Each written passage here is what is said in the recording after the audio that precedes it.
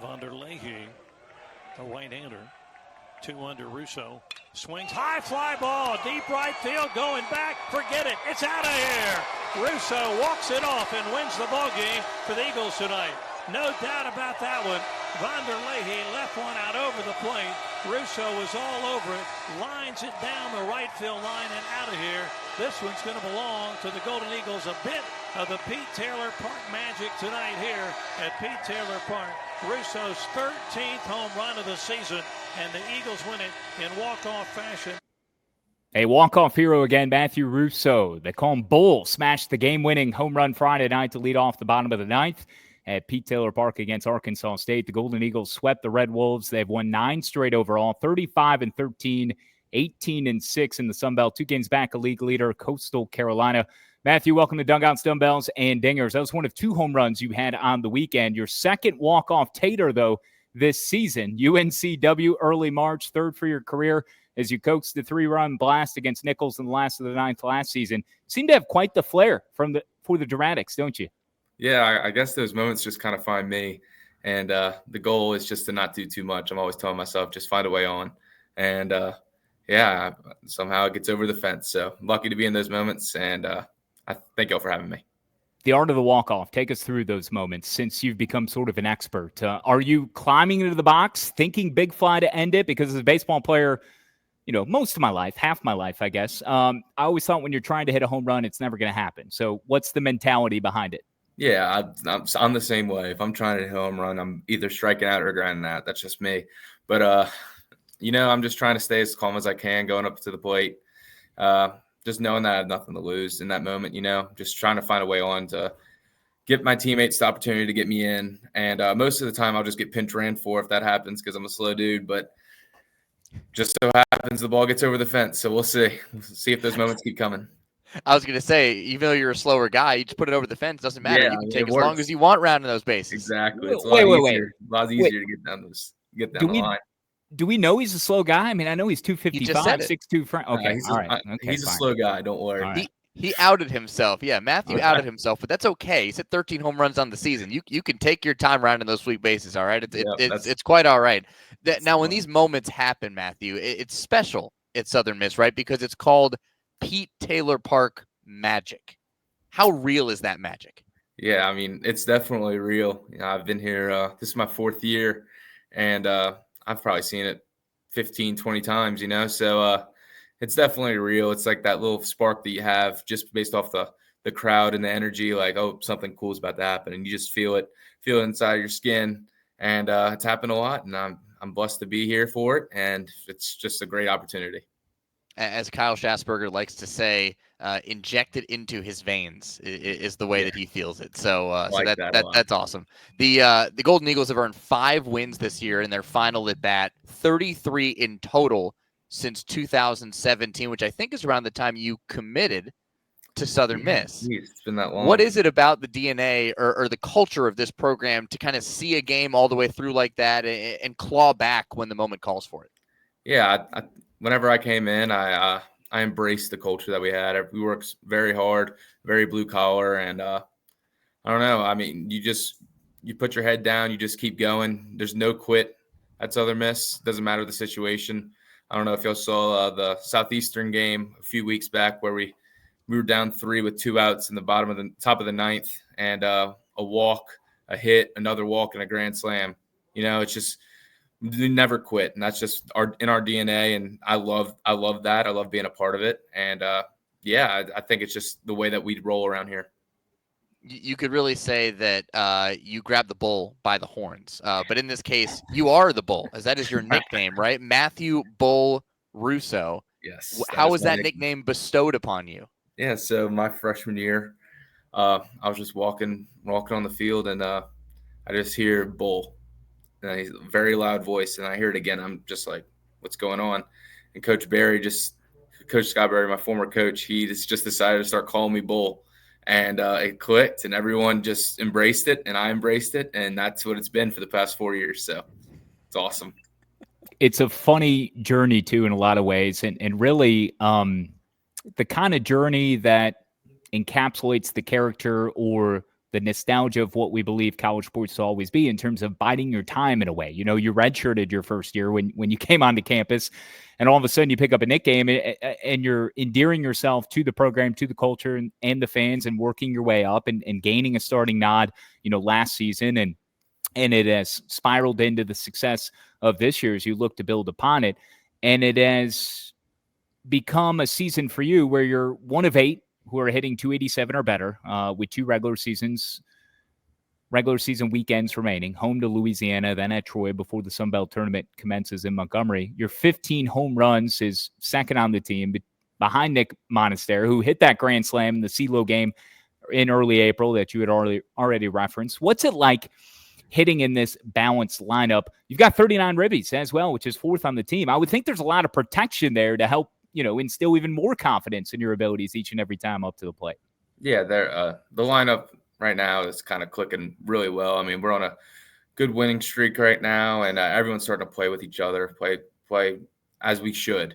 And I don't know, I'm hitting behind Nick right now, and behind me is Carson Pato, and there's a lot of protection. I'm getting pitched to the way I want to be pitched to. And I think as well, I'm helping out Nick getting the pitches that he wants to hit, and it's kind of just built upon each other right now.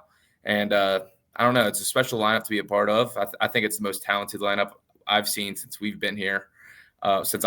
So, but yeah, I waited my time. I redshirted my first year, and I was doing my charts my second year. And last year I was off to a rough start, and I got benched for about a month and really figured out the mental side of things. And came back with some pinch hit opportunities and ended up getting a couple start nods here and there. And then I ended up finishing the season off starting the whole time. So, yeah, my growth mentally has really changed my game, I would say. And, yeah, I'm glad that happened because I'm having a solid year right now, and a lot of it just because of growth. One of 4 Golden Eagles to play and start in all 48 games thus far your junior year. And redshirting freshman year, talked about 11 games in 23 during your redshirt year, 39 starts in 2014, had to endure the benching, as you just talked about, 315 batting average, 6 home runs, 38 RBIs a year ago. How is it that you, as a junior now, with the success you're having and continuing to get better, work on your craft, this team, to your point, might be the best offensive team that you have had during your time here in Hattiesburg. How is it that you, inside the protection of this lineup that you have, likes to be pitched? Like, what is it you're looking for each and every time you step into the box? What is your approach here for the Golden Eagles this season with the team that you have? So my swing kind of, I've pulled a lot of homers this year, but my swing really plays to the left center backside gap. That's just how it's always been. So most of the time I'm looking for a middle away heater or like an up and away, like slider from a righty, change up. You never know. Something high and away most of the time is what I'm looking for, that I can just drive in the left center gap. And if my timing's there, my eyesight's there, and they throw me a middle in heater that I'm on time for, I'm able to naturally react to it and put good spin on it to the right field. So I've learned a lot about myself. I know how I get out. I swing at pitches in the ground that I shouldn't swing at. That's just how I am. But yeah, I'm trying to do is the least amount as I can in my head, because that's the best results I get. When I'm trying to do too much, stuff hits the fan. So, I'm just like I said, during those moments with the walk-offs and stuff like that, I'm literally telling myself as I'm walking up, just find a way on. Just do the minimal amount of stuff with my body, because when my body's doing too much, it just doesn't work. So yeah, I'm just trying to do the least I can and just let my body naturally flow. Kyle Schassburger, David Kahn with Matthew Russo on Dugouts, Dumbbells, and Dingers. I want to ask you about, and David will chime in too, especially with a defensive web gem of sorts we saw this past weekend against Arkansas State. A couple of individual players, and I don't want to move off the offense just yet. Nick Monaster, how do you rate his play and the teammate that he is? Leads the Golden Eagles with 385 average, 10 home runs, 35 RBIs over just 17 games in April alone. 385, 10 home runs, and 35 RBIs, including that grand slam. What's he like playing alongside with? Yeah, I mean, he's the ultimate competitor. He brings everything he can to the team every single day, and he's a spark plug for our offense. When Nick's rolling, we're all rolling. And You know, like we just want to play behind him. He's a leader. He's just the ultimate competitor, you know, and his defense is unbelievable. He prides himself in that, and then he loves hitting the fastball and hitting the slider. That's just Nick, you know, and I don't know, love the dude to death. He's one of my best friends, and we kind of just run that right side of the infield, so it's fun. It's fun to play next to him. Kyle already brought this up, but we do want to talk about the home run robbery from this past weekend against Arkansas State. Game 2 of the series, Jake Cook going up for a home run robbery, showing off his defense. Besides leading this team in average, he's pretty slick with the glove as well. Assess that home run robbery for us. What'd you think just watching it out there from first base? Yeah, so I think the week before, at Appalachian State, he had the opportunity to rob one, and it looked like he did. And he just didn't have it in his glove. So, but when he went up for that one, I threw my hands up because at the time our pitcher had a no-hitter going, and he kind of just threw the 6 in. Yeah, okay. But he ended up going 6 1/3, but it was still a great start for us. But yeah, he kept the no-hitter going at the time, and everyone kind of just threw their hands up. He got like a standing ovation. But he's the best athlete I've ever seen. You know, like he can do 360 windmill dunks. It seems like he's unbelievable. And he runs so fast. Yeah. So, but yeah, no, he's an awesome dude, awesome player. Prides himself in his defense and his offense. You know, he finds the way on as a leadoff hitter. And the best athlete I've ever seen. Yeah, I'm only focused on the fact that you said Jake Cook can do 360 windmill dunks. Are you telling me he needs to go into the NBA if MLB doesn't work out and be in the dunk contest? It's nuts. He can take on Mac McClung, beat him? It's nuts. It's nuts. All right. Okay. Oh, is Jay Ladner knocking on his door? I mean, I don't think so, but no, it's unbelievable the athleticism he has, and yeah, he helps us out so much. I'm telling you, there needs to be some kind of like NIL going on with some trampoline company or something, because he could do some fun stuff if he can really do 360 windmill dunks. That needs to be a thing. Get what is it, To the Top? Is that the collective that y'all have? Top collective, yes. Yeah, get To the Top on that. But anyways. Yeah, no, but that's awesome stuff. We've talked offense, we talked defense, but there's the added value of this Southern Miss pitching staff, and really you have to start with the most instrumental piece to the success of that. Y'all's ace, JB Middleton, 8-1, a 1.86 ERA, 88 Ks to 7 walks. Opponents are hitting a $1.69 against him. What kind of success have you been able to have against him going back in the fall in practice? Because it seems like he is just nasty. Yeah, he's when you have a guy like JV who has, I would say, 3 pitches that he mainly trusts, and if he's throwing them all for strikes, there's really nothing you can do. He's just going to keep you off balanced, and you're just going to have to get lucky and pick the right one at the right time, because they're all coming out of the same slot, look like the same pitch, and it's all plus stuff. So when he's on throwing multiple pitches for strikes, he has a lot of success, and it's fun to watch, fun to play behind, because you're really not doing too much. You know, you're just sitting there going out for a few minutes, and he does his thing, and you go back in, you hit. So, but yeah, no, he's an ultimate competitor. Coach Oz challenged him a lot over the fall to make that step, and so far he's excelled in that role, and I'm excited to see how the rest of the season hangs out for him. And it was Matthew Adams who got the ball in game 2, went 6 1/3, allowed just 1 hit, struck out 7, hit 1 guy, but 92 total pitches, had the no-hitter going at one point when Cook had made that grab over the center field wall. But yeah, it all starts with Middleton, your Friday night starter, your ace, and the bullpen's not too shabby either. There's a plethora of different arms you can go to. The staff as a whole ranks 21st nationally with a 4.13 ERA. Why was Southern Miss the right fit for Matthew Russo coming out of St. Paul's School in Madisonville, Louisiana? I would say just I recognize the culture that they had, and how my values, my core values as a player and as a person, they kind of just fit right into Southern Miss and the community itself. You know, they embrace you over here. I came to a couple of games before committing here, and you can see how much genuine love the fans have for the players, and I love that. I'm a massive part of that nowadays. I love pleasing the fans. You know, so many of them, and you just build relationships with them, and just try to perform well for them. So, just the love the city of Hattiesburg has for baseball kind of just drew me in, and the people themselves, just awesome human beings, and I'm blessed to be a part of it. Yeah, that's about it.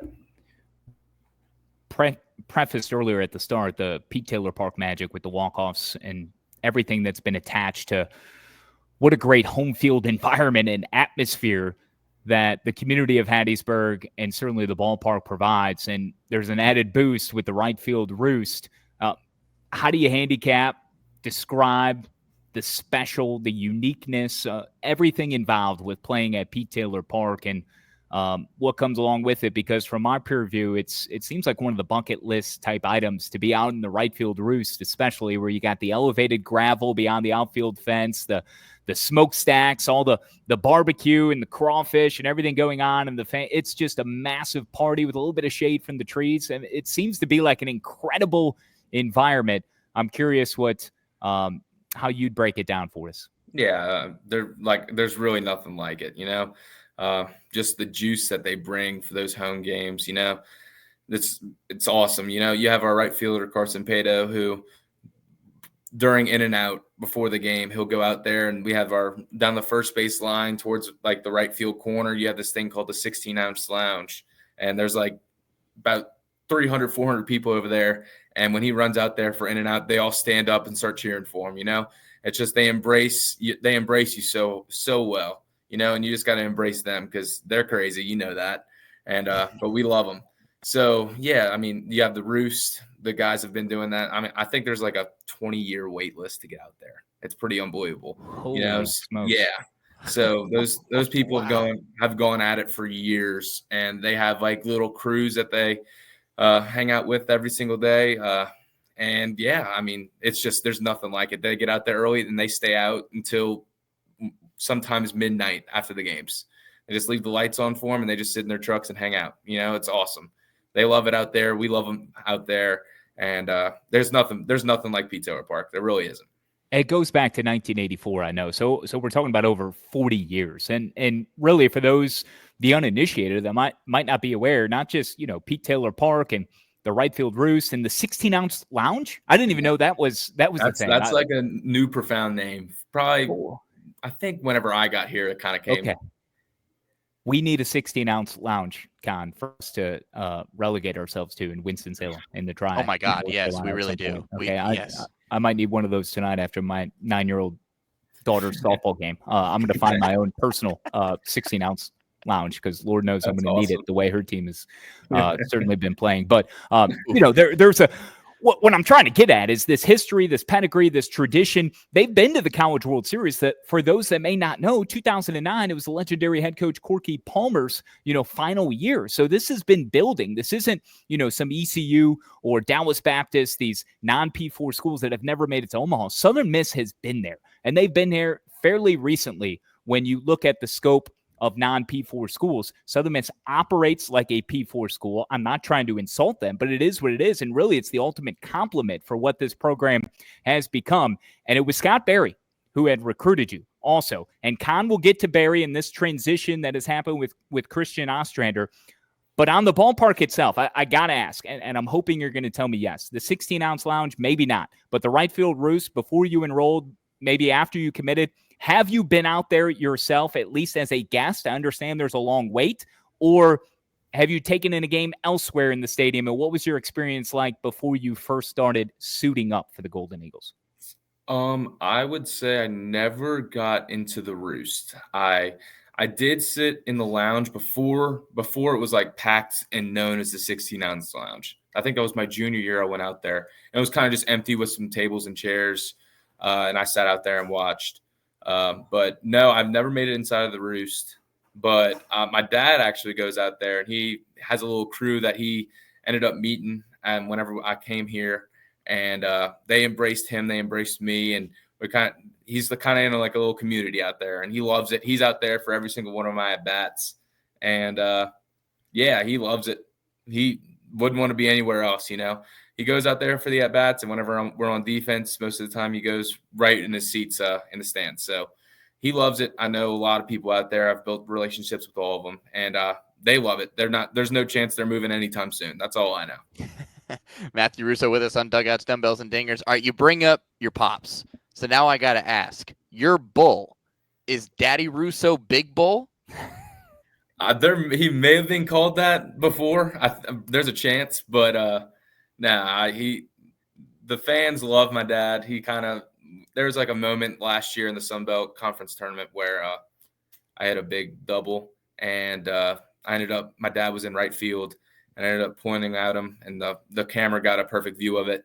And all the fans knew it was my dad. It started blowing up on Twitter. It was a special moment, So, yeah, he and I have a really special relationship, especially when it comes to baseball. He loves it. He loves watching me play, and I'm blessed to have him as my dad. Tell me about your relationship with your dad. Yeah, I mean, he was my hitting coach from 3 to, I guess, 18, So there's a point where he knew more about my swing than I did. And he loved the growth I had as soon as I got here. He loved watching it. And I think it was kind of hard for him to step away for those years as whenever I got to college. But, I mean, he's like matured kind of like me, And he comes to just about every game. He makes a lot of the road trips, he and my mom. And, he's awesome. He loves it, loves watching all of the team. He has a relationship with a lot of the players on the team. It's kind of like the cool dad, you may say. But, I love that guy. Well, and it's certainly helpful for a father like your dad to let go when you've got a father figure in a guy like Scott Berry, who was your former head coach, 14 seasons, all-time winningest coach at Southern Miss. And then you transition to Christian Ostrander, who you call Oz, took over at the start of the 2024 season. Talk about that transition and how this program has kind of continued in the legacy that Scott Berry created that you experienced for a couple of years there, and really now how Oz has made this his program. Yeah, I wouldn't say it's much. It really wasn't much of a transition, I think Coach Oz was under Coach Berry for 6-7 years, something like that. And he has a lot of respect for Coach Berry and the way he did things. And he took a lot of that going into his tenure as the head coach. So it really wasn't that much different, Coach Oz is a man that values the word of mouth, He likes leading with words. And you see that every day at practice. He has a quote for us every single day. And whenever you're listening to it, there's a meaningful impact that it has on you. And as a team, we kind of just take his words and show them out on the field. That's the goal. And he's a great leader, Coach Berry, one of the best human beings I've ever met. Just the most genuine human being you'll ever meet. And Coach Oz has done a great job with the transition of him being the head coach, and I'm blessed that he is my head coach. All right. Well, one final follow-up, and then Kyle will take the reins back. Favorite quote you've heard from Oz? Ooh. There's a lot. I mean, there's one every day. So let me hold up. One that sticks out, if you think of. I know there's a lot. So, like, one that when I just said that, what popped into your mind? What was the first one? Ooh. All right. So one of our quotes from last year that kind of led us to have a little more like success towards the end of the year was lock, shield, stay as one. And it's from Gladiator, the original Gladiator. And before our prayer every single day, we would say that, and it kind of just clicked as we started to go on throughout our season, that we're one team, and there's nothing that can break us apart, So, I mean, he has a lot of meaningful, impactful quotes, and he takes a lot of time in his day and his morning to come up with find the quote, and find his way of leading it to us. So he does a great job with that, and I think it truly helps us out with a lot of our success. Love that you were able to share that. That's awesome. I'm going to have to find that in Gladiator. That's what it's from, right? Lock, shield, stay as one? I believe so. Okay. You did pitch in high school. Would it be an easier conversation with Oz or Scott Berry to try and get you to toe the rubber, get you on the hill? You went 4-0, 3.63 ERA, 38 Ks, 44 in the third inning, just 9 walks. Has that conversation ever taken place? Oh, I joke around about it all the time. I promise you I can get up on that mound and throw strikes. It ain't hard. It ain't moving much, but I promise you it's going in the strike zone. So but yeah, actually, like right before the season, some of our pitchers were on the mound, and they had like the TrackMan set up with the scoreboard out there in left field. And I was like, all right, let me get on the mound. And I went up there, threw 4 pitches. My arm was toast after. I don't have any more juice in here. But it was 80. I think it was like 83, 84, but they were all strikes. I promise you. That's what I valued on the mound, was throwing strikes. And listen. If you can throw the ball in the strike zone, you could do what I think it was Texas had a guy who threw an eephus pitch this past weekend. All right. crazy. If you could put in the zone, who cares? Yeah, it could be 60 miles an hour. I know. Throw an ephus. It's fine. Yeah, I know. I promise you I could throw it in the zone, but I joke around about it with Coach Oz. He actually ended up watching me pitch whenever I was in high school out in Georgia or something, and he thought it was hilarious watching me pitch. And he was recruiting me and stuff like that. And we talk about that till this day. But yeah, I would say probably Coach Barry because he didn't watch me pitch. That's awesome. I don't think Southern Miss is going to find themselves in a position where that's the plan. Where Texas found themselves this past weekend, getting the break speed off them in Fayetteville, where the ephus pitch might have been the only answer to be able to salvage anything on the weekend. Yeah. Southern Miss, 2 games back in Coastal Carolina. The schedule makers did us no favors in the Sun Belt this regular season. They don't even play each other. So hopefully we'll get a meeting in Montgomery, maybe a couple. Still to come, 2 regular season weekends remaining between now and the start of that tournament coming up in less than 2 weeks. Couple more minutes with Matthew Russo of Southern Miss, junior first baseman. You were hit by a pitch 4 out of the past 6 games, 12 on the season. You led the team with 17 last year. That big frame, 6'2", 255, you certainly can use that to your advantage, can't you? Yeah, one of my deficiencies as a hitter is the inside part of the zone, and teams try to attack me there, and sometimes they hit me, and it is what it is, That's what happened to me a lot last year, and I ended up learning I ended up adjusting to it this year somewhat. But yeah, I mean, I just get hit. It's just part of it, I think I got hit 2 or 3 times this weekend, so it is what it is. You're trying to beat me, and you're going to beat me inside most of the time, and sometimes you're just going to get hit, and that's just baseball. And it doesn't really matter to them because it's just one base for someone like me. I'm not that fast. It's kind of just part of it. But when you have good hitters like Carson Pato behind me, he's going to find a way to get me in. That's just me. That's just the offense that we have, and we're excited for it. Yeah, you guys just working as one unit like you mentioned it earlier on in this conversation. All right, a couple of quick hitters for you here, Matthew, as we wrap things up. Really appreciate your time here on Dugouts, Dumbbells, and Dingers. You're in Hattiesburg. Where's the best local haunts in Hattiesburg? Whether it's food, drinks, where are you hanging out? Where when we come to Hattiesburg, where are we going? I think you got to go to Glory Bound. It's a little American Greek spot. It's a good little spot. You got a little outdoor area, and then you got the inside. So I enjoy that place. And Jay's Tavern's a cool little spot. It's a little restaurant, bar area, nice outdoor area. I'm a fan of the outdoor type of thing. So, but yeah, I mean, downtown's pretty cool. You got some good spots on Front Street. That's plenty of restaurants on Front Street. So, yeah, I mean, there's plenty of good spots in Hattiesburg, plenty of local places, and I enjoy eating at them. I'm a big guy. I like food. I've heard of Front Street. I went to school at Tulane in Louisiana, so I've been to Hattiesburg plenty of times. This Glory Bound looks amazing, by the way. Yeah, cheese rolls. Cheese rolls. Oh yeah. Feta, pepper jack, cream cheese, hand wrapped, fried, and served with pepper jelly as an appetizer. It's awesome. Cheese rolls. And then their Glory Bound nachos. It's pita chips, which I'm a massive nacho guy, but pita chips with all the fixings, topping ground beef, tzatziki put on top of the nachos. I mean, they got Euros.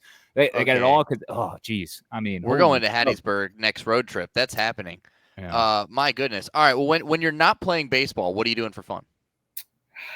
I'm a big Call of Duty player. I play a good bit of Call of Duty. Okay. You the best gamer? What's that? Are you the best gamer? No, I wouldn't say so. You got some good ones on here, but I would say at Call of Duty, I'm up there. I'm up there on the team. But I don't know. I like hanging out with my buddies, just sitting down at someone's house, just hanging out, and then doing homework. That's about it. That's about all I can do. That's the college life, the student athlete life. So just trying to fit in whatever time you can with your friends. I mean, you're with your teammates a lot, and then yeah, just vibe out. Pro team you root for? Ooh, baseball wise? Baseball, or take it wherever you want. Okay. For MLB, I've always my grandmother, she was a Cubs fan, and it kind of just grew into my dad's side of the family. So Chicago Cubs, that's my go-to MLB team. Yes. And then the Saints, obviously. I'm 45 minutes north, die hard, unfortunately, right now. But brother. Do you have a favorite? Do you have a favorite Major League Baseball player you've Freddie Freeman. Okay. Freddie Freeman for sure. Okay. Yeah, I like the way he plays. I like his the way he values the game, and then I like his swing as well. Your I know walk-up. you grew up emulating Bryce Harper's swing, right? Yes, that is true. As a child, I watched those home run videos of him at like the home run derbies and stuff like that, and I love the way he did things. So, yeah, I was just trying to hit balls far and hard as a kid, and that's kind of what I did. Love it. There you go. Apparently, you grew up listening to Natasha Bedingfield as well. That's your walk-up song? Yeah, that is my walk-up song. It's a awesome. Banger. Yeah, that's a banger. Yeah, it's fun, just trying to get the crowd enjoying it, nothing too crazy, nothing to where they can't understand it, So yeah, I think it was a pretty good one. And it's unwritten, right? Like that's the song. No, I chose these words. Oh, these words. Okay. Yes. All right. Yeah. Man, deep cut. That's unique. Okay, this is the most important question of the entire interview. All right, and then Kahn, if you got another one, hit it up. But let's wrap because Matthew's been super gracious and we don't want to waste his time any further. Good, okay. 100 Matthew Russos versus 1 silverback gorilla. Who wins? I mean, I'm going to be biased and say me, but it's going to be a tough task. I'm a pretty strong dude, but I mean, the gorilla is going to take out a lot of me, but hopefully we find a way. My money's on the bull. There. Thank you. Yeah. I appreciate it.